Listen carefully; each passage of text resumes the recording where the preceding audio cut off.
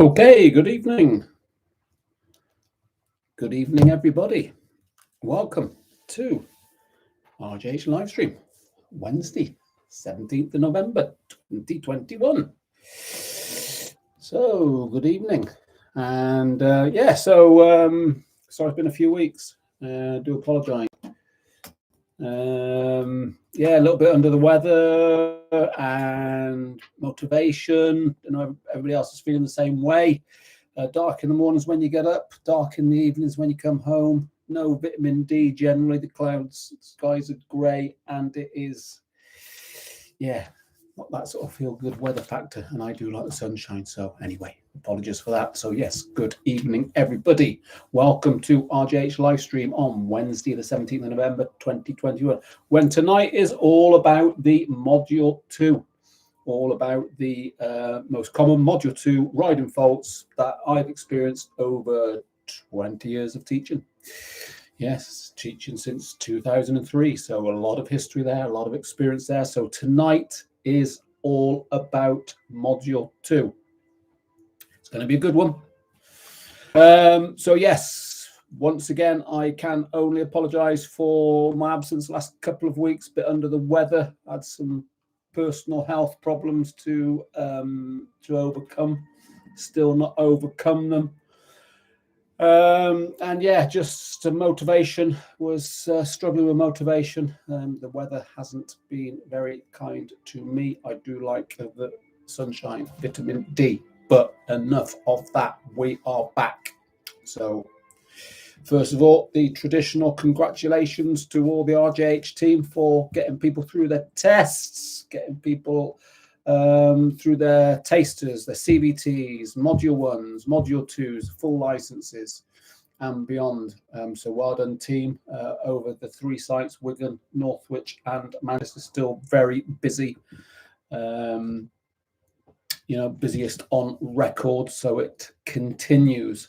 And a big well done to everybody that's been messaging me up and down the country. The YouTube channel, the videos have been helping people, although my personal have been a bit quiet over the last few weeks. So anyway, so tonight is going to be a good one. Tonight is going to be all about the Module 2. So sit down, get yourself comfy, get yourself a brew, and you start firing away and asking lots of questions, because that will spread the video tonight. It will get more people interacting tonight. That's really important. Tonight is all about Module 2. So good evening to Lisa. Welcome, Lisa. And good evening, Sarah. So yeah, picked up your message, Sarah. Well done for passing your CBT. And I still have a pile of posts downstairs in the kitchen. I've got a bit of time free tomorrow, so I am hoping all of my post is going to go out tomorrow. So you will get your bobble hat just in time for when the weather gets cold. So well done. Thank you for your patience. So yeah, tonight, ladies and gents, is all about Module 2. All right. So anybody that is, about to take their Module 2, anybody that is going through that process of Module 1, Module 2, anybody that is just starting that journey, then this video will help you. Okay. So stay tuned. Get yourself comfortable, get yourself a coffee or a little glass of red, which is what I've got. I've got a little glass of red,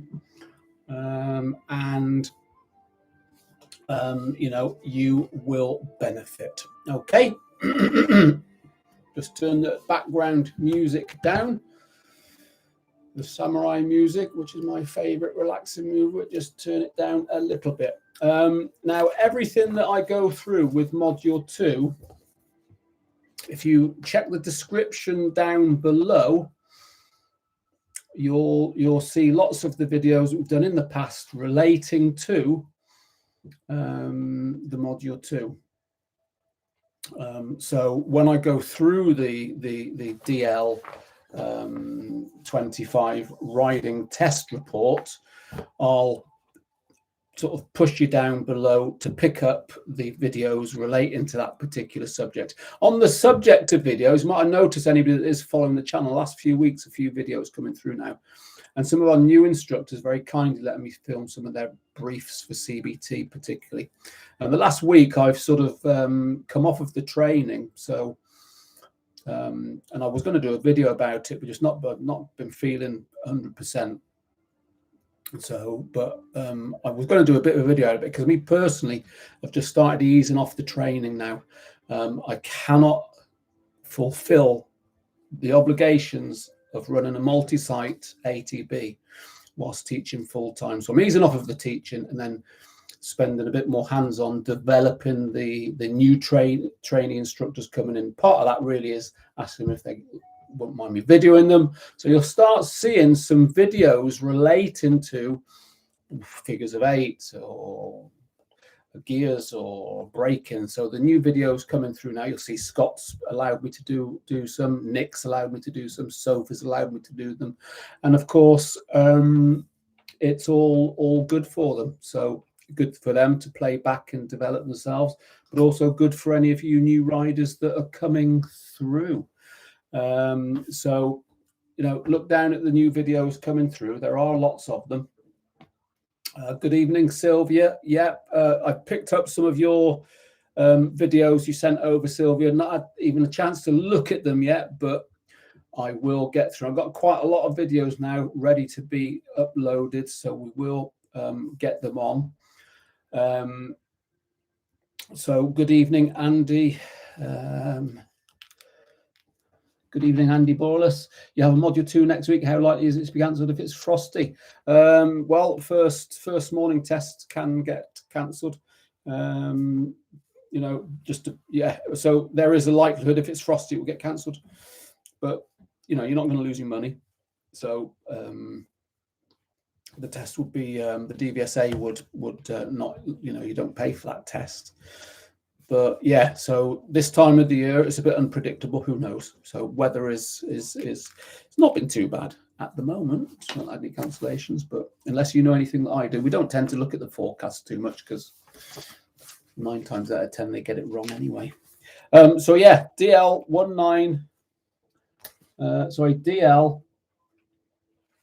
25 riding test report module 2. So that's what I'm going to go through tonight.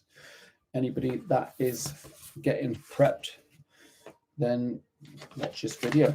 As I say, pull a chair up, get yourself a coffee, get yourself a cup of tea, get yourself a beer, get yourself a glass of wine, and let's get that chat room too hot to handle. That's what I want. I want that chat room too hot to handle. Okay. So module 2. What do we summarize? What can we sort of oversee? Module 2 is the final part of your full license journey. It's the 75 to 100%. It's the third quarter final part of full license. In short, it's now putting everything together and getting out on the road and mixing it all in with other road users. 40 minutes on the road, showing your examiner that you're nice and confident, nice and safe. Just get on with it, sort of thing. So that's, I suppose, what it is. Once you've passed your module 2, you can go on the motorway. You don't have to carry L plates. Depending on what category of license you take will determine what size of bikes you're able to ride, because there are, you know, A1s, A2s, category A's. So depending on your age, will generally you fit into what you're going to be riding. You can't ride any bigger bike or any full license bike until you've passed module 2, because a lot of questions is, I've passed my module 1, what can I ride? Well, you can't ride anything on a module 1 other than you can ride when you're on a CBT. You still need to be accompanied by an instructor. So it is the final part. Okay, it is the final part. Now, before you even get to the test centre then, you need to make sure you take the correct documentation, and you need to make sure that you are wearing the right gear. So what do I have to wear on my motorbike test? Well, think about what you wore to your module 1. It's no different. In the description below, I have a video which is what you need to wear on your motorbike test. Test centres are getting a little bit stricter. One of the test centres we use don't like denim jeans now. They want trousers with body armour in, which is a new one, but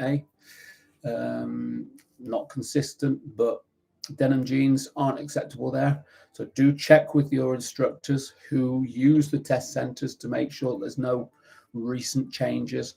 But most schools will provide, like we provide, will provide the basics. So we'll provide you with a helmet, provide you with a jacket, we'll provide you with a pair of gloves.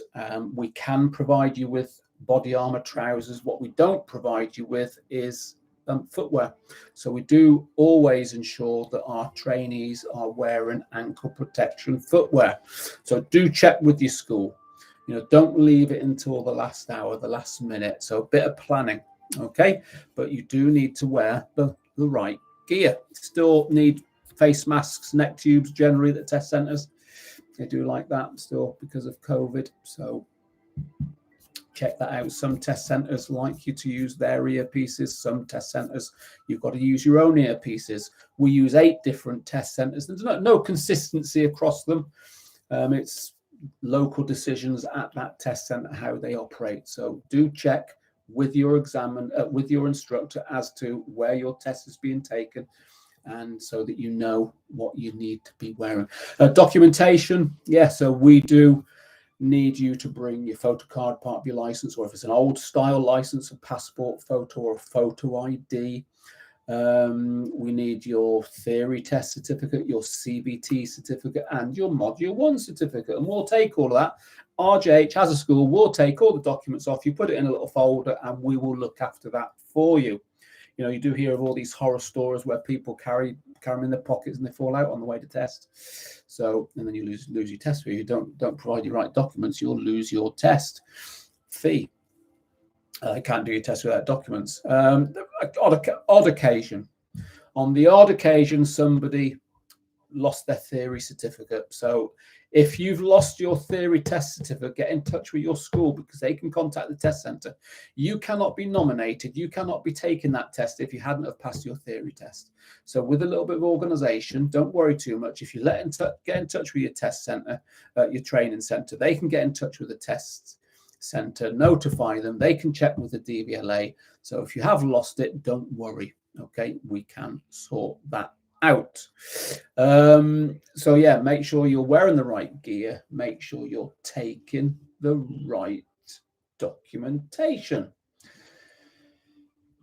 because if you arrive then and you've not got the right gear, not got the right documents, your test will not go ahead. You will lose your test fee. Okay, but that's up to us to ensure, or that's up to your training provider to ensure that all of that is in order. Get plenty of time. Get to the test centre in plenty of time. We don't take bikes in vans. We don't do any of that. We have 3 centres. You will meet at one of our centres and you will ride to the test centres. And we use 8 test centres in the Northwest. It's not uncommon for us to ride for an hour and 15 minutes to a test centre for a test, which is fantastic saddle time. It's fantastic warming up practice time. Okay, so think about that when you're booking a test centre training school. Make sure that they're not one of these schools that take bikes in vans. It's not a good service, not a good practice.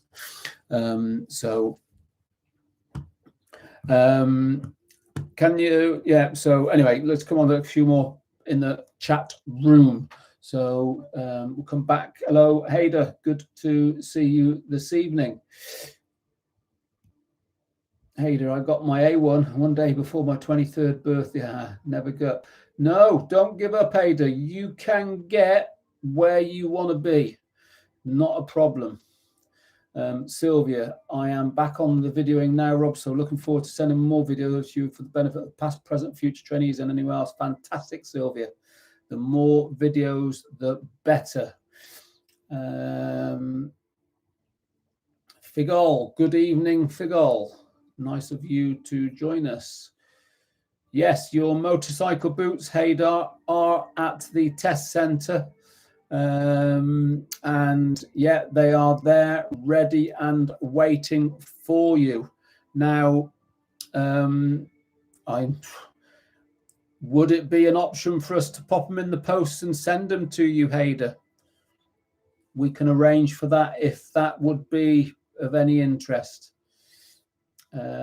Sarah, can you wear a flip-up helmet for the Mod 1 and Mod 2? Yes, you can. And in my experience on the Module 1, generally it's not a problem, but you will be asked to put the flip down. Different test centres, again, are different, but it would certainly need to be down and secure on the high-speed manoeuvres. So, but yeah, flip-ups, that's all I wear, flip-ups. Again, Module 2, you wouldn't want to be riding around with it up. But, you know, if you're sat at traffic lights and think you want to put it up, I suppose, not a problem. If you put it back down quickly enough to get going. But, yeah, you would want it down on your... you would want it down on, generally I'll put it down on your test. Good evening, Rob. Passed your full A license back in September. Your videos were a massive help. Great to hear. That's what we like to hear. So going back to the Mod 2, that's what it is all about tonight, Mod 2. But I will dip into the chat room. I want that chat room tonight, ladies and gents, too hot to handle. Let's see the steam coming out the computer, okay? So you just fire away. And let's get that view count up. But you know what we're wearing on test. We know what documents we're going to be taking. Yeah, we'll keep them for you, Haydar. That's not a problem. Not a problem at all. As I did say, everybody, pull your seat up, put your feet up, get yourself a cup of tea, get yourself a cup of coffee, get yourself a beer, or get yourself a glass of red. Yeah, a glass of red. We're talking all about the Module 2. Descriptions below of what you need to wear on your motorbike test. Also, there is a link that you can look at the riding test report in detail, and in the back of the riding test report is what is called the report explained. So all the headings, they're all explained. So there really is a lot of self-learning. You can learn a lot self-learning. Combine it with watching the videos, combine it with asking as many questions as you want, and it gives you a good head start. It gets you much better prepared for that Module 2 test.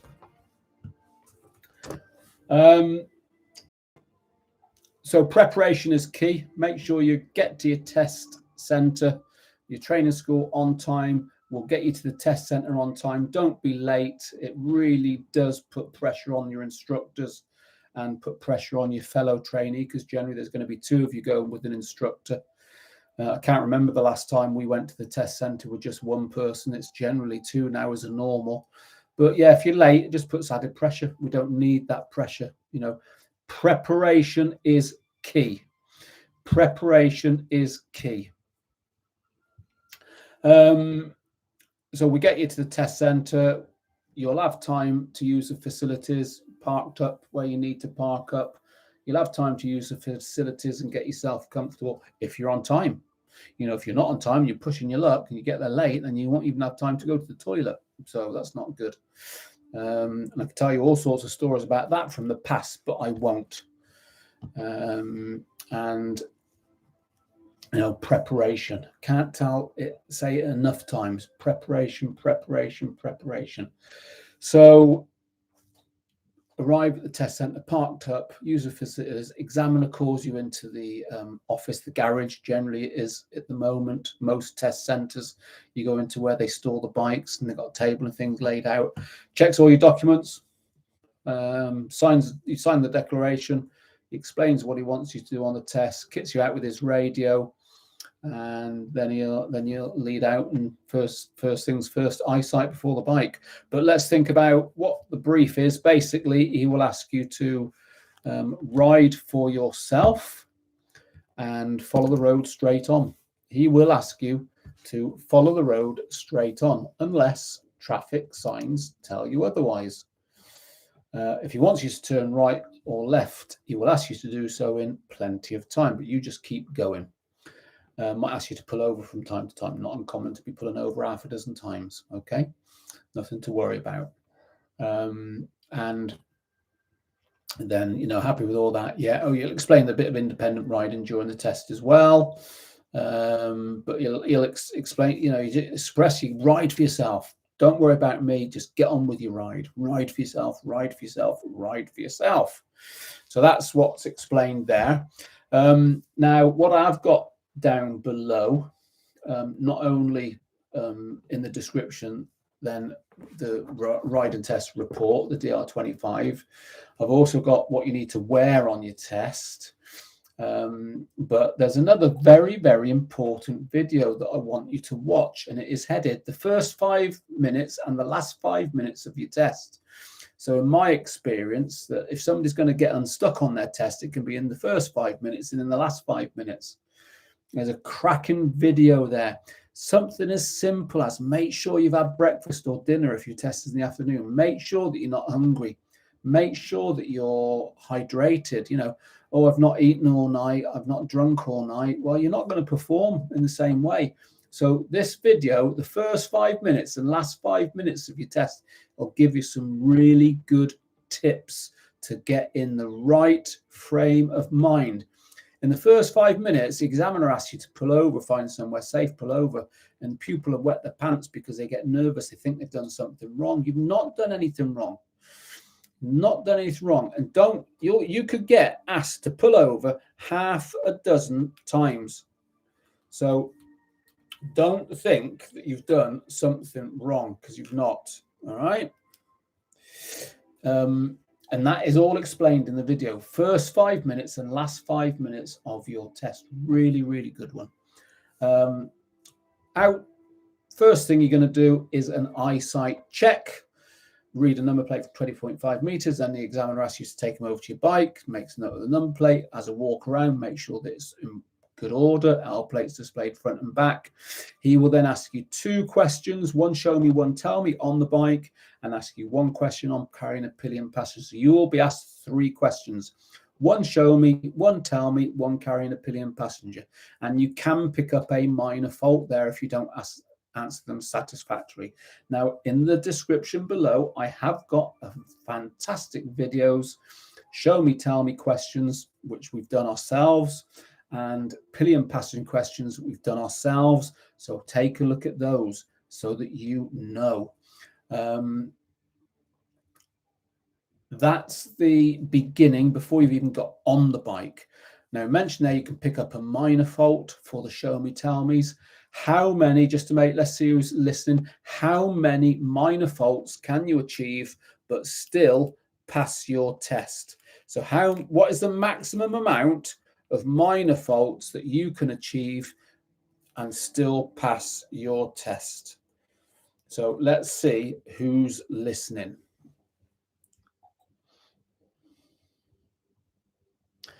Figol, well done. 10 minor faults you can pass. 11 minor faults, Adam, is a fail. So if you get 11 minor faults, that is a fail. 1 serious, 1 dangerous is a fail. Well done. Got people paying attention. That is what we like. Okay, so before we go on then, let's have a look in the chat room.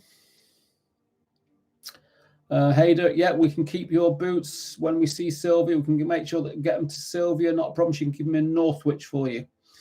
Adam Batchelor passed 4 weeks ago, but failed the first time for following too closely and not overtaking a learner to 40 on a dual carriageway. Yeah, dual carriageway, if it's 60 or 70, yeah, you need a very good excuse not to get at that speed.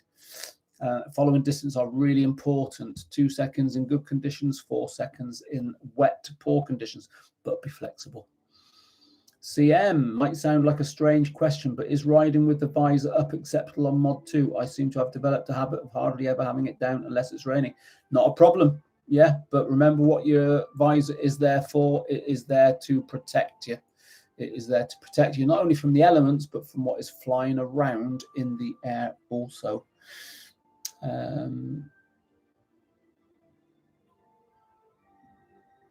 Figure hill starts, angle starts, he will ask to pull up over. Yeah, he will ask you to pull over, possibly on a hill, on a gradient, or behind a vehicle. It's not guaranteed, but yeah, good chance of. Certainly get you moving off from the side of the road, not a problem. Guarantee that, even when the visor's down halfway to protect your eyes. CM, yeah, figure 10, 11 to figure 15 in total between mod 1 and 2. Yes, 5 on mod 1, 6 is a fail. 10 on mod 2, 11 is a fail. And that's what a car test is. 15 minors on a car test, 16 is a fail. 1 serious, 1 dangerous is a fail. Alex L, passed my mod 2 on Monday. Thanks to the help of your great videos. Thank you very much. Well done, Alex. Thanks for letting us know. Please do stay. What we do say to people that letting us know that pass, and I always say, please do stay subscribed to the channel. Please do stay and visit the live streams when you can. I know we all lead very, very busy lives, but you know, it's not just me that's got the experience I can pass on to you guys. Everybody that is in this chat room has experience they can help each other out with. It might seem such a small thing, but really, really does help. So anybody that lets me know that the videos have helped, please stay subscribed, and please do continue to contribute in the live streams. It's a fantastic medium, fantastic opportunity to pass on, you know, a little bit of your knowledge to people. And we all, you know, we're all learning all the time. Right, so done the questions. Everybody's happy. You're going to get onto the bike and exit the test centre car park. Remember, though, it is a shared test centre car park. You are going to have other learners. You're going to have other schools there. So, you know, treat them like other road users. You can't just go out without any due care and attention. So make sure you're taking into account who else is using the facility. But remember, your test has started. All right, your test has started as soon as you sit. Well, as soon, really, I suppose you can say, as soon as you sign that declaration, you are on test. Okay, so bear that in mind. And you're going to move away. Remember your attention to detail, passing the module 1, how you select gear, how you move off, control position, what observations you take moving off, all those things that you've applied to pass your module 1, continue it. Continue that standard for your module 2. Okay.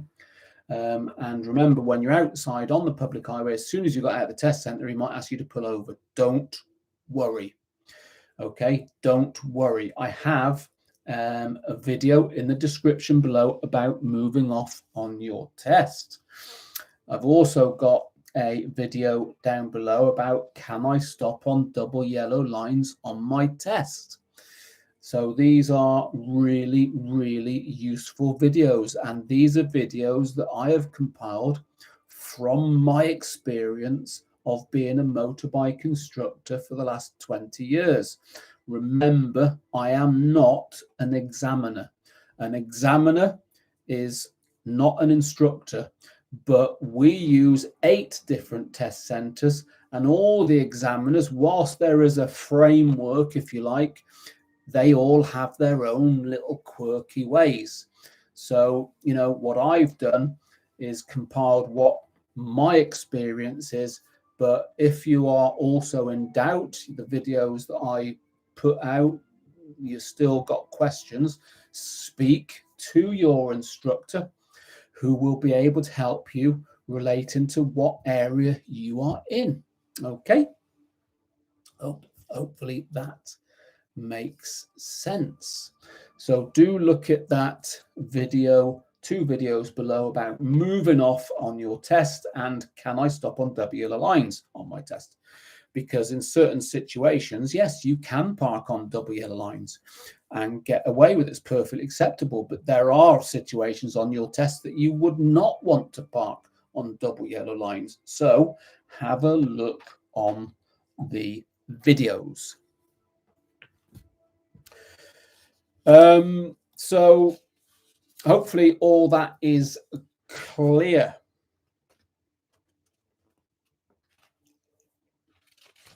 You're out on the road, 40 minutes on the road. Okay. Now, 40 minutes on the road is going to go like that. Okay. It is going to go like that. So be focused. Take on board the video below about being hydrated. Take on board the video about having a full belly. Do not go to test hungry and dehydrated, because you need to stay focused. You need to stay focused on your test. What's the first number then, if you think post module 1, that's really everything on your module 1, as we've said, remain the standard that you're applying. How you set off, how you brake, etc.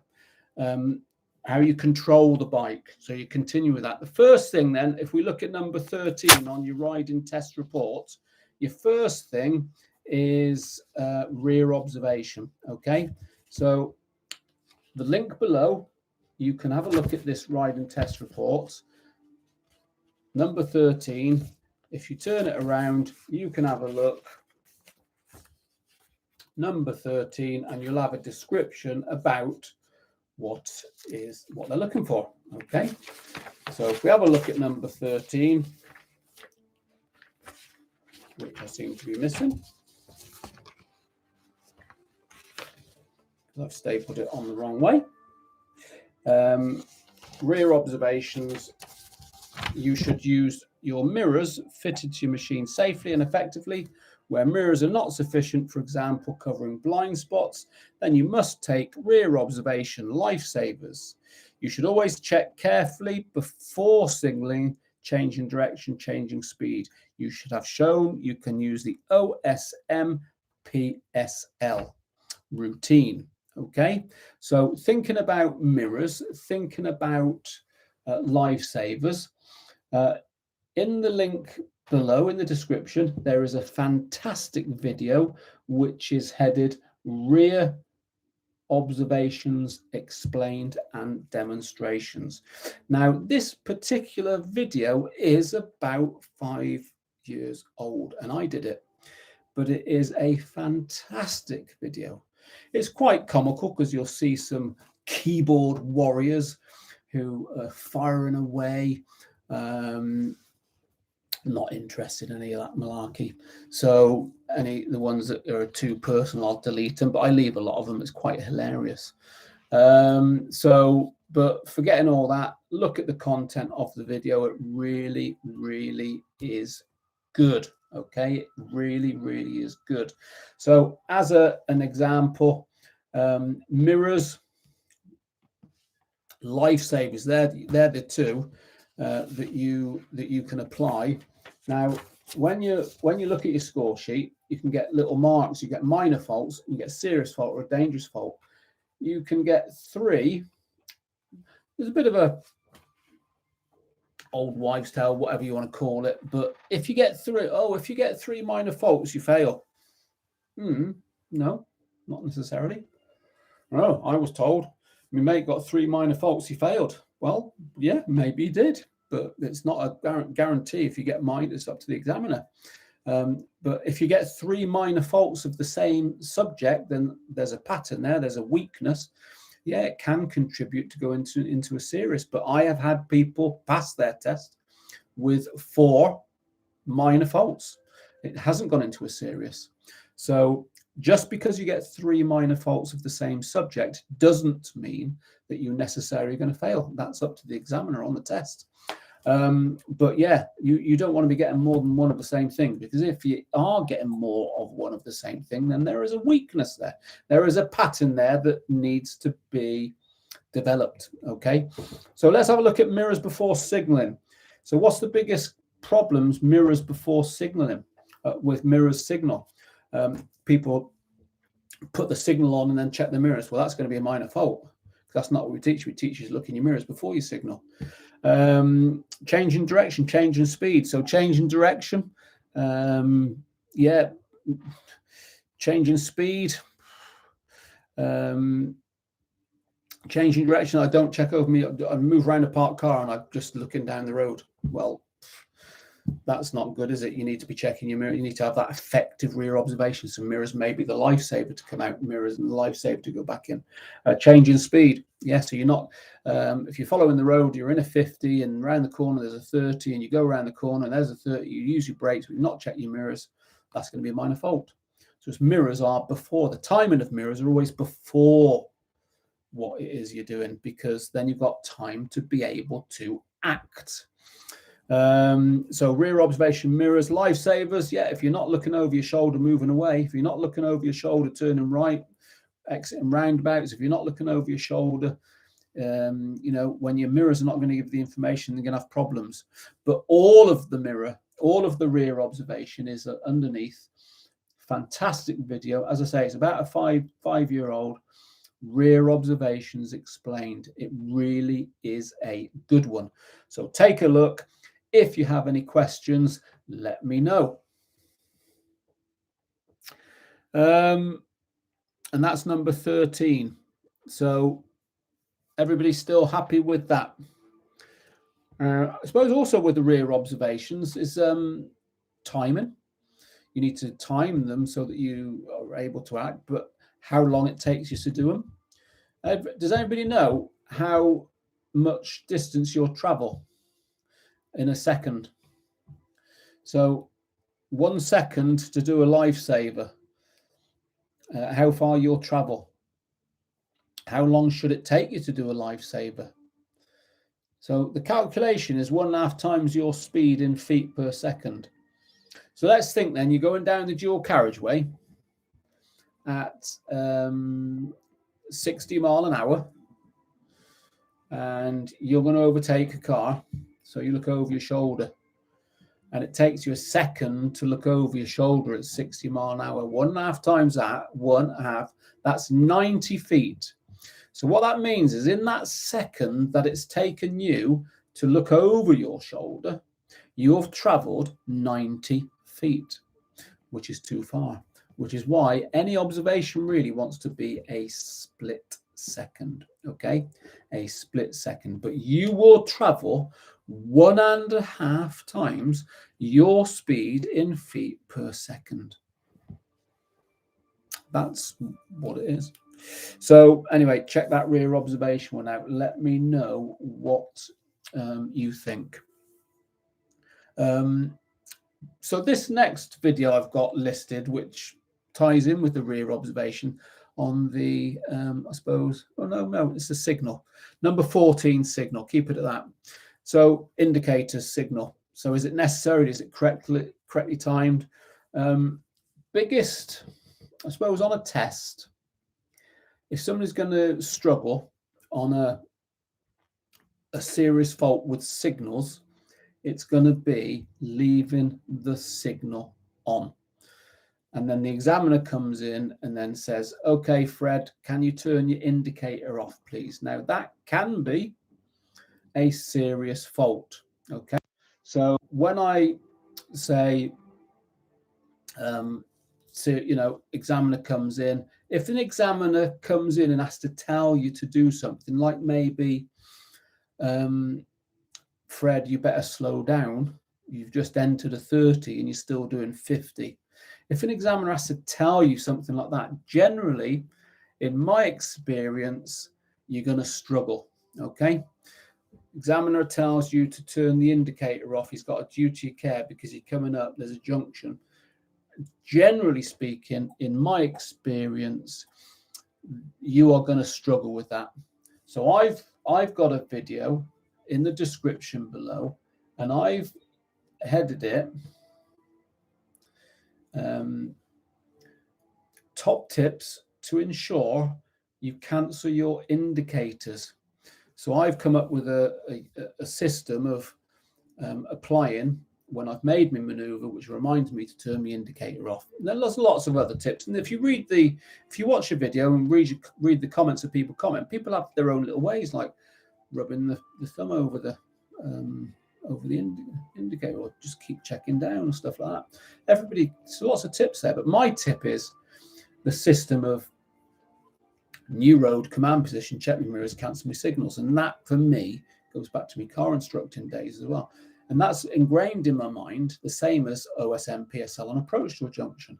So OSM PSL on approach to a junction, and then once I've completed the maneuver, it will be new road, command position, check my mirrors, cancel my signals. And that for me works. And as I've put in the video, try it out. Let me know what works for you. And then loads of people have commented what works for them. So don't be one of those that come back to the training school. I failed my mod 2 because I left my indicator on. It's so easy. It is so easy.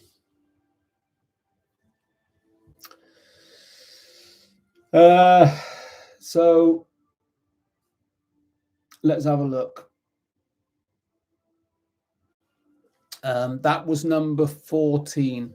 Signals, signal. Do you need to signal when you're moving off from the side of the road?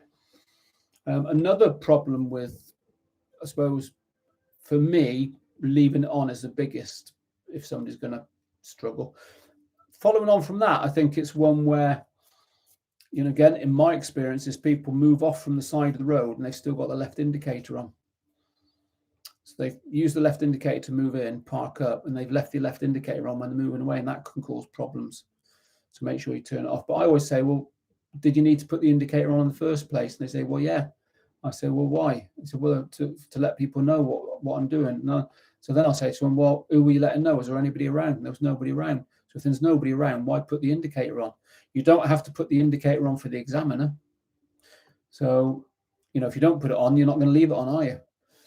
And you needn't put it on if you didn't need to put it on. So not a problem putting it on. Make sure you turn it off. Put the right one on, though. So do think about it. Is it necessary to put it on in the first place?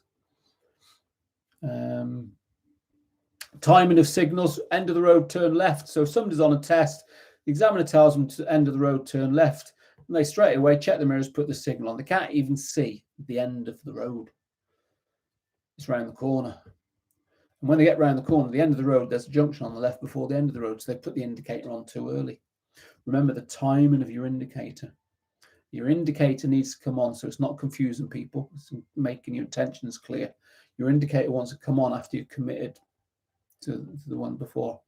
And aside from the indicator, your positioning is the most, your positioning is a very powerful indicator of what you're intending to do. So be careful about the time of the indicator. So yeah, make sure you turn it off. Make sure that you're comfortable with using it if you need to use it. Yeah, you use it at junctions, roundabouts, let people know what you're doing. But moving off from the side of the road isn't necessary, and also the timing of it. So that's number 14, signals. So do watch that video below. Again, description of number 14, signals, is behind here. Number 15, clearance to obstructions.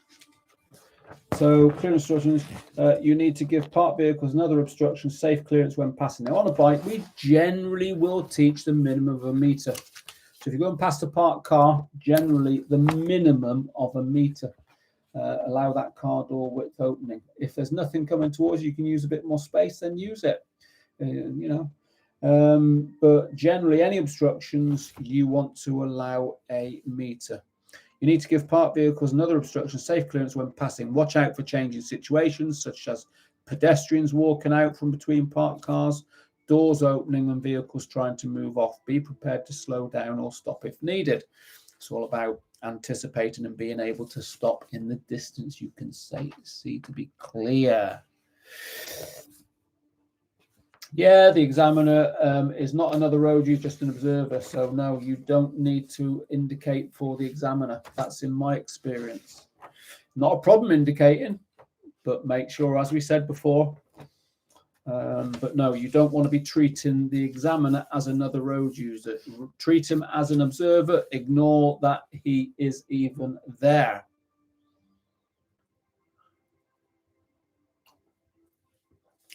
Safe distance with cyclists, again, is a meter. If you can allow a more than a meter, great, you know, but that's a minimum as a meter. I mean, if we're going down the road and you've got parked cars and there's, you know, big wide road, no traffic coming towards you, yeah, minimum a meter. But if you can get more than that, then great.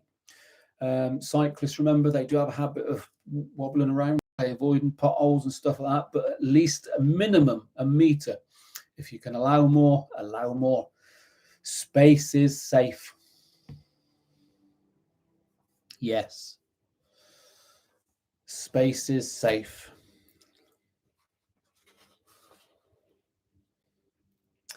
So where are we then? Number 16. This is a real important one, number 16.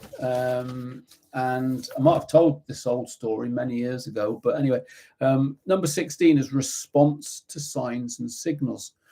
So when you're going down the road, responding to signs, signals, road markings, traffic signs, or, you know, it's just information. And one of the biggest concerns that a new rider will say to us when they come to, because we use 8 different test centres, and depending on how we schedule somebody's training, they could be in Darwin and Blackburn, they could be in Bredbury, they could be in Macclesfield, they could be in Chester, they could be in Shrewsbury, they could be in St Helens, they could be in Atherton. So we use 8 different test centres. So people who do module 1 somewhere, do module 2 in another place. There's no set rule, just depends how we schedule the training, all to do with their availability and our availability. And one of our successes is that we use 8 different test centres. So, you know, have good relationships with all the examiners. But response to signs and signals, one of the biggest concerns, somebody comes, oh, I've never been to Darwin. Well, okay. I don't know the road. I don't know the roads. Okay. Right. So how did you get here? Oh, in the car. I said, have you ever come first time here? Did you get here okay? Yeah. So do you only go on roads that you know? No. Do you go on roads you don't know? Yeah. I said, how do you do that then? So, you know, because you don't know an area, it is not a problem. Okay. And from personal experience, and also when you talk to examiners, the standard of riders that pass tests on areas they don't know are better, because they're not riding to pass a test, they're riding the roads. They've never been on the roads before.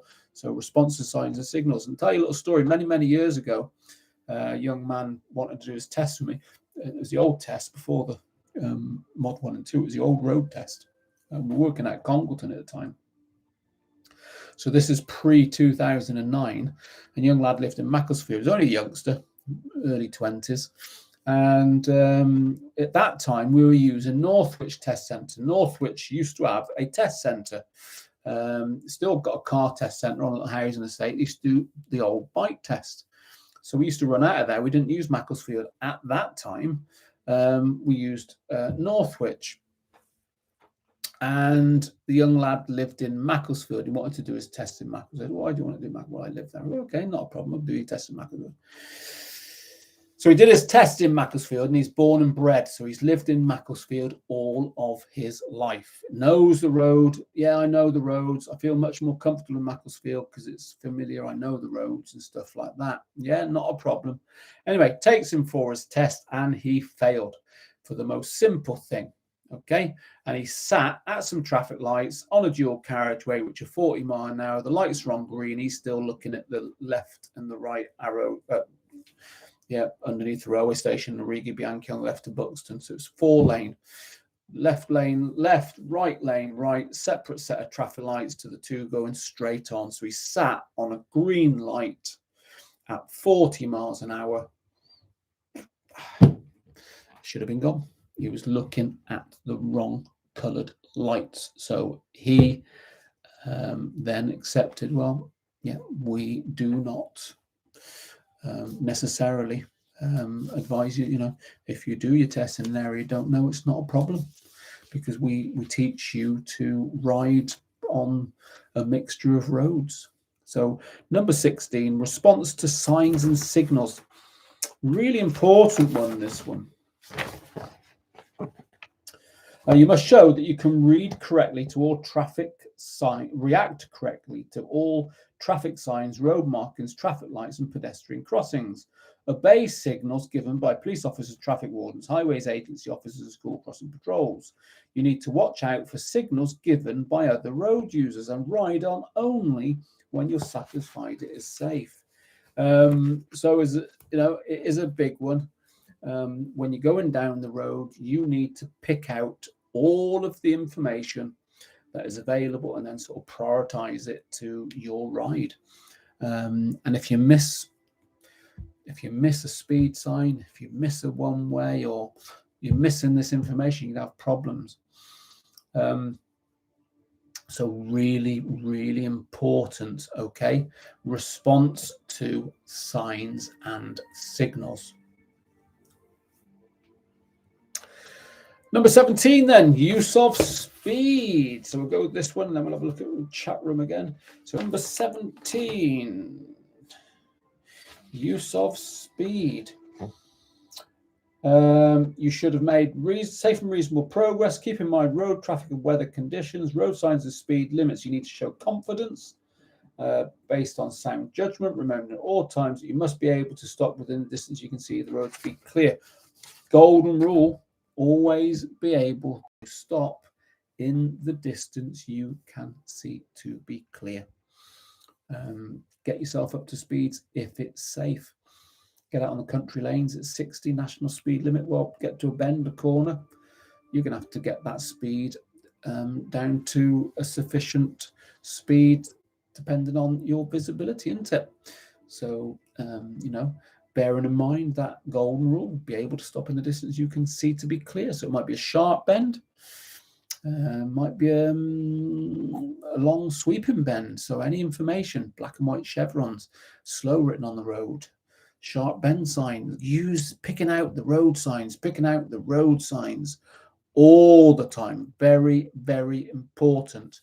Okay, then we're going to move on to number 18. So let's just stay on to that one. We're about 55 minutes in. We're just shy of 30 people watching with 13 likes. So that means that 13, that means over 13 people watching the video don't like the video. So please, please do like the video and share it if you can. Comment away. We do need that support. It really does inspire us to make more videos. I am sitting on quite a few videos at the moment I need to upload. Okay, let's have a look.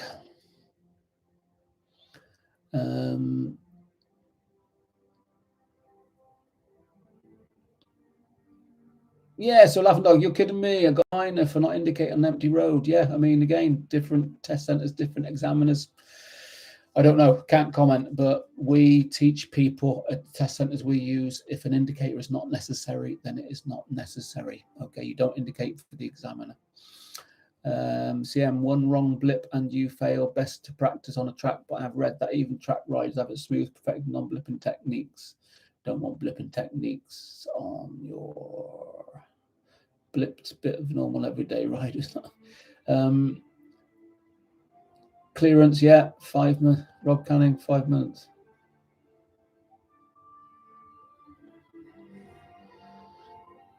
Rob, what's 5 months, mate? Robert Canning, 5 months on. Robert, pass mod 2 first time in an unknown area. Yeah, that's it. I mean, I think if you are in an unknown area, you are more switched on. You are more alert. You're looking, you're observant, you're planning a lot more. You're not complacent. Blizzard Polar. All our RJH videos are great, even as reminders after the test. Sylvia's always happy. Help me loads. Fantastic. Good to hear. It really is a channel full of valuable content. So we always tell people, try and tell every trainee that comes through the school, always try and subscribe to the channel. Pass your CBT, great. Right, now subscribe to the channel. Now go out and learn. Use the video as a learning source. It is fantastic. It's 5 or 6 years. The amount of time, effort, and expense we've put into the channel, it really is invaluable to all new people wanting to get on the road. I missed a speed sign when I did my first mod 2 and failed for it. Yeah. So if you don't spot the signs, you can't respond, you can't act. And that's what a test is all about.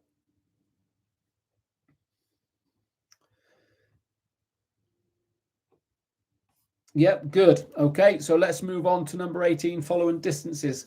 Keep it simple. Only full brakes, a 2-second rule. In dry conditions, good conditions. In the wet, double it. Okay, in the wet, double it. But again, visibility, your speed, and your following distance, all about visibility as well. So be sensible, be flexible. You should keep a safe distance between you and the vehicle in front. You should have been able to stop safely, well within the distance you can see the road to be clear. Leave extra distance in wet or slippery condition. Leave sufficient space when stopped in traffic queues. Yeah, a couple of bike lengths we recommend. Not a bike, a couple of bike lengths, just in case the vehicle in front can't go, you can get around it. And if you're on a gradient, maybe, on a hill, maybe allow a little bit more. You don't want that vehicle rolling back. Number 19, progress. So what we got there, progress, appropriate speed, undue hesitation. Maintaining progress, you need to show that you can ride at a realistic speed appropriate to the road and traffic conditions. You should have approached all hazards at a safe, controlled speed. So yeah, a little bit more going on, get that speed down. Yeah, the road opens up, a little bit less going on, maybe get your speed up again. So you're varying your speed according to what's going on around you. You should always be ready to move away from junctions as soon as it's safe and correct to do so. Maintain your progress. Ride for yourself. Do not ride for your examiner. If you're waiting for him to follow you, you're waiting on your decision. I'll wait until I can go, until he can go. Do your own thing. The more you can hear your examiner ask you to pull over, the better. It means you're making your progress. Riding too slowly can create dangers for yourself and others. So get on with it. Get on with it. Enjoy it. Show him what you can do. Number 20 then. Junctions including roundabouts. This is a good one. So what I've got here are 3 fantastic videos underneath. How to approach T-junctions using OSM PSL. There's all the 7 options there. How to use roundabouts, left, straight on and right. And how to use mini roundabouts. So there's 3 really, really good videos below to help you out for roundabouts. Your examiner looks to see that you have dealt safely with road junctions. Use of the OSM PSL procedure is essential to negotiating junctions roundabouts safely. Turning right across busy road dual carriageways is particularly dangerous. You need to be confident you can judge the speed and distance of oncoming traffic safely. You need to look out for other road users emerging and turning at junctions and be ready to move or stop. You need to be extra watchful in poor light or bad weather conditions and more vulnerable road users such as cyclists and other motorcyclists. It's a really important one, that one. Here's a question for you then on your test. You're on a major road, turning right into a minor road, very busy junction. Traffic undertaking, you're going straight on because you're in position 3. Traffic coming towards you is quite heavy. Traffic waiting to come out of the junction that you're going to be turning into, but you're preventing them doing that by your positioning. And the lead vehicle coming towards you flashes his lights. So you've got cars on the right waiting to come out, but you're blocking them. You've got vehicles coming up your inside on the left because you're in position 3, and you've got a big queue of traffic coming towards you, but the lead vehicle is flashing or has flashed his lights. What do you do? You're on test. Give you a minute to have a little think about that.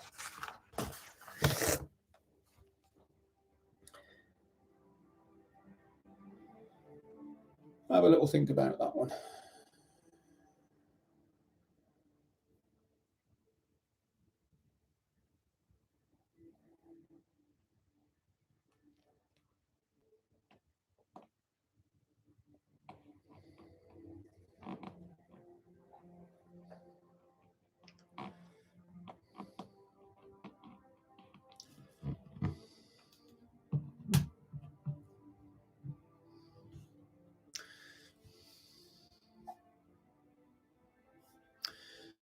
On to next week, really useful stuff, delivered clear line with authority. Keep it up. Cheers, Ian. Thank you very much. If you're new to the channel, fella, subscribe, like the channel, comment away. Lots and lots of pre-module 2 live streams. So every time we go through it all, it's a different format, different questions come up. So much content of live videos. Do take a look and keep us posted as to your result. Laughing Dog, you need to check it's clear, not go on others' judgments. Yeah, obviously you need to check it's clear, but if somebody's flashing and you interpret it correctly and it is meant for you to go, take that advantage, take that opportunity. If it's safe, go. But that's your decision, okay? You'd know if it's a warning that his brakes have gone or something, but, you know, interpret it correctly, and if it's safe, go. So do watch those 3 videos. How to approach T-junctions using OSM PSL, how to use roundabouts, all the options are there, and how to use mini roundabouts. And those 3 are all videos that I've done. The majority, I'm not saying all of them, but the majority of the videos, I'd say 80% of videos that I've done over the years. But Sylvia, she started doing a few. Graham has done in the past. He's sort of gone off the radar with the videos at the moment, but I'm sure he'll get back into it. Yeah, so lots of content.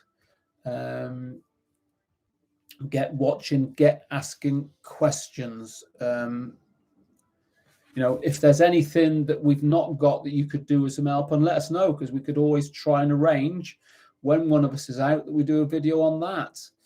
You know, never say never. We can possibly do that. Let's have a look at number 1 then. Judgment 21. Let's have a look at number 1. Let's have a look at number 21, judgment. The description for judgment is your examiner assesses your judgment skills throughout the test. You need to show sound judgment when overtaking, filtering, meeting or crossing the path of other road users. You should have only done so when safe and legal, making your intentions clear and being sure you understand the intentions of other road users. So judgment. Yeah, so judgment when somebody flashes you to go. It's your decision. But if you judge it all correctly, interpret it correctly, well, why not? Judgment, overtaking, filtering. We don't really teach you to filter on your test. It's a very, thinking that 20 years, once or twice, I think I've had the examiner say to do it. But, you know, after your test, we can certainly help you out. So I wouldn't really recommend doing filtering on your module 2 test. Overtaking, if you get the opportunity, then do it. More likely on the dual carriageways. Somebody mentioned earlier they didn't overtake on a dual carriageway learner car doing 40. Well, you're not going to get your ticket. You need to get going, get up to speed. So where you can overtake, if it's safe, legal, convenient, do it. Out on the A roads, yeah, again, if it's safe, if it's legal and you can do it, great. Don't go speeding to overtake.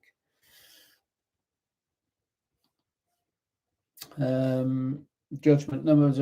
So John Rich, indicating left when leaving a roundabout you were going straight on at. Don't understand you, John. explained a bit further.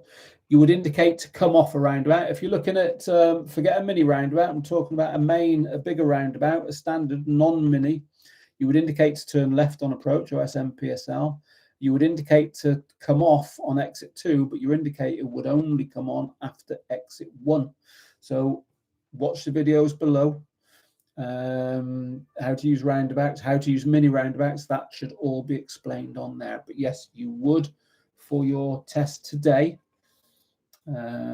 indicate left to come off when you're going straight on, but that indicator timing will be after exit 1 or after the exit before committing to the exit that you want. Yeah, so do check those videos out, John.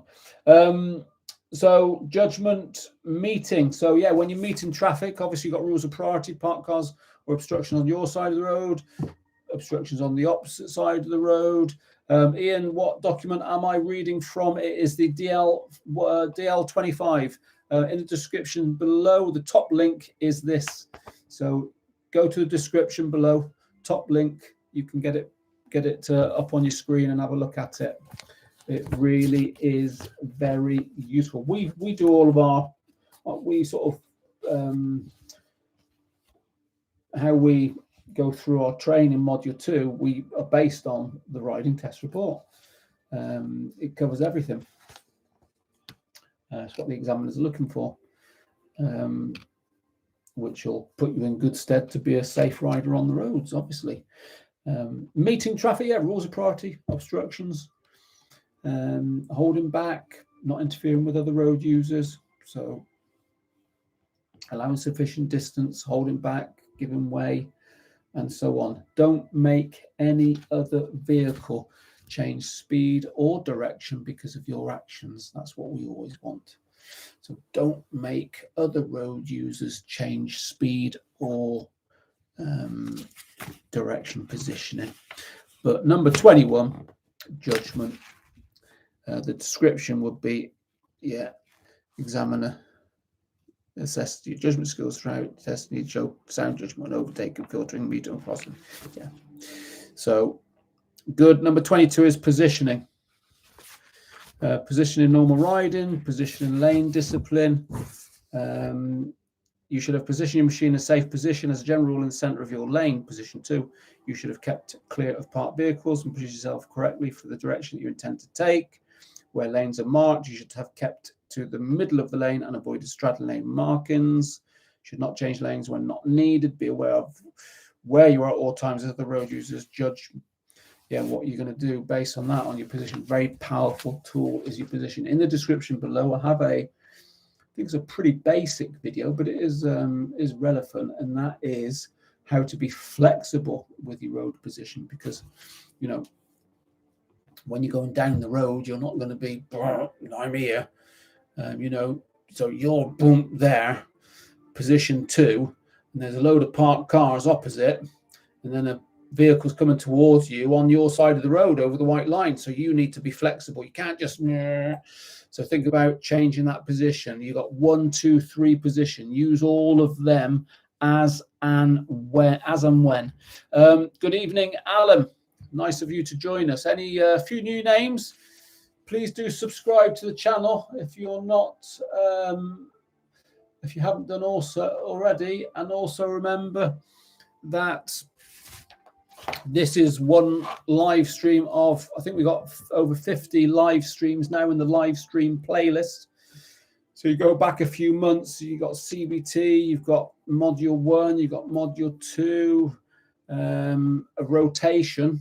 Everyone is different, so depending on what stage of getting your full licenses, there's so much useful information, and everything we've discussed tonight, the links are below in the description. So much content, which for you ladies and gents is free. All we ask you to do is subscribe to the channel, like this video, like this video, and spread the word. We do like more people to come on board. It is important.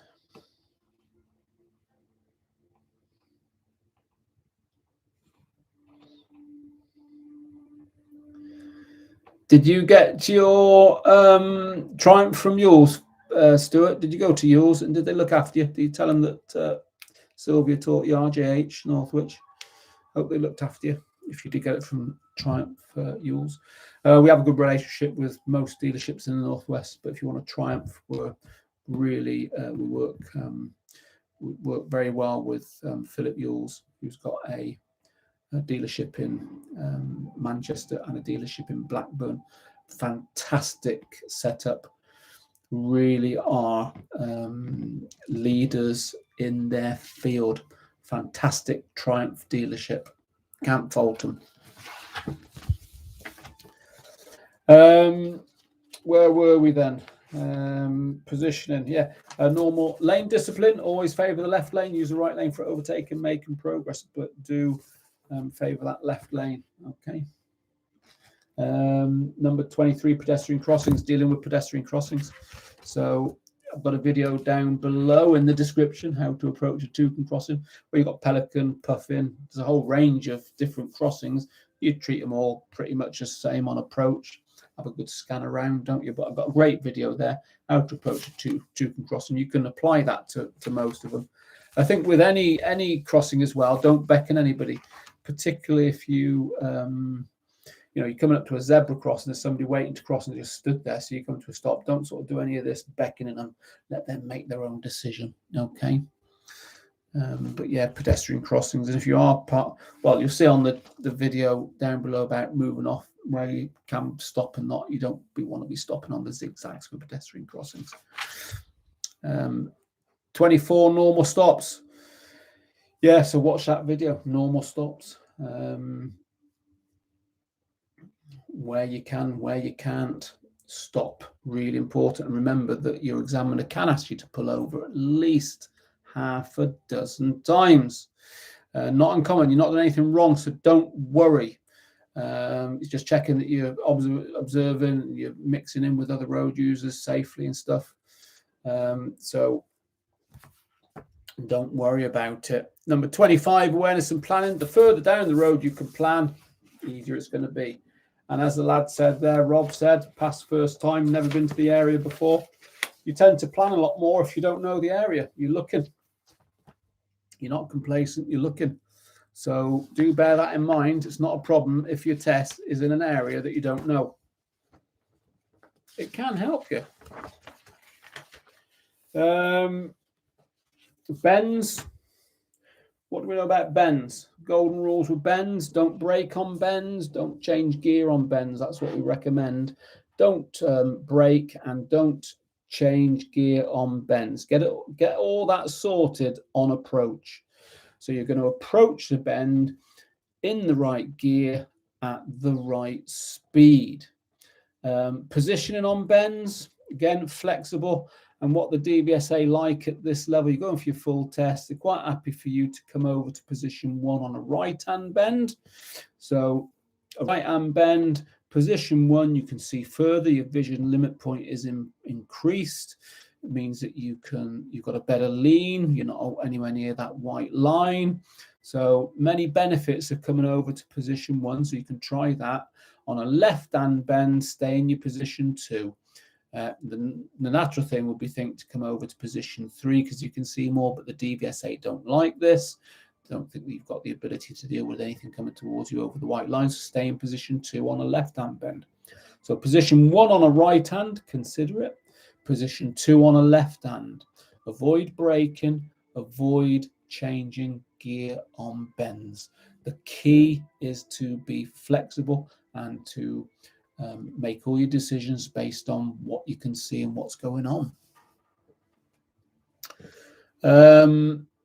Eco-safe, there's that one as well. So always recommend that and that's a hot subject at the moment, isn't it? The environment and stuff. So always try and travel in the highest possible gear for the speed. So that's going to be better for the environment, better for your pocket, less wear and tear on your bike, isn't it? When you sat, no revving the nuts off the bike and stuff like that. So that's quite a lot there gone through tonight in quite a short amount of time, about an hour and 15 minutes. what I can say is that everything we've gone through there, the beauty with the live streams is that it will be banked into the live stream playlist. We have got a couple more videos scheduled, so do set your reminders for those over the next week. But yeah, good thing is you can play these back and watch it time and time again. As always, it's a pleasure. I do apologise. The last couple of weeks a bit off the boil a bit, but I haven't been in the best of health. But get in there, and hence the lack of live stream. And I know a few of you have been waiting for some bits and bobs which are in for the post. I have a pile of post to send out, which I'm going to attempt to do tomorrow. And all being well, we have a live stream scheduled for Sunday. So Sunday evening with Bob the Biker. That will be me on Sunday evening. Do watch out for new videos coming through. I've got Sylvia's videos to upload. I've got Sophie's videos to upload.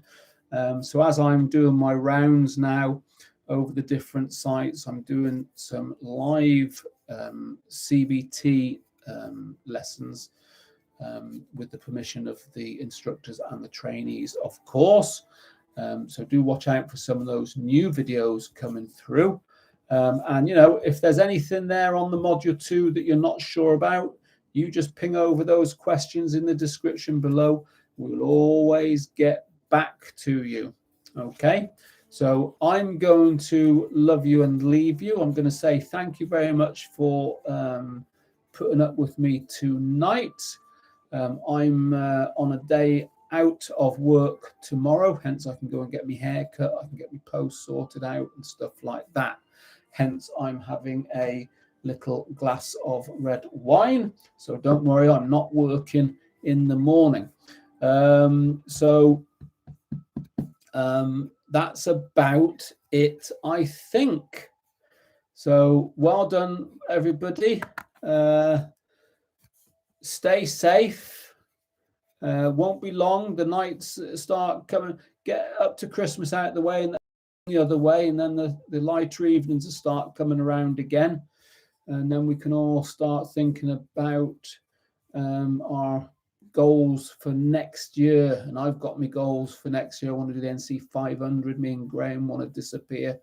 But I'm thinking about a new bike. I've thought about a new bike today. I've been thinking about another bike. So get this Christmas out of the way. And then, you know, next year is another year. So I'm rambling on now. So I'm going to say thanks for joining, everybody. And I will see you all soon. So bye for now. Thanks for joining.